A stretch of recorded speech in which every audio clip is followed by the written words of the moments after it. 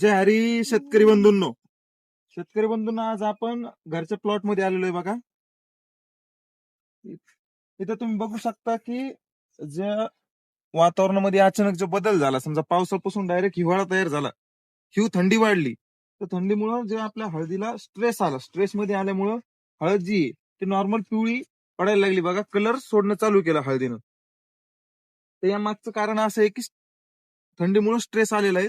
स्ट्रेसमुळे काय होतं, झाड हे कलर सोडतं. तर यासाठी जो आपण उपाय म्हणून घेतलेला आहे, महापीड कंपनीचं बघा प्रोसेस हे आहे. यामध्ये बघायला भेटतं कॅल्शियम, मॅग्नीस आणि सल्फेट.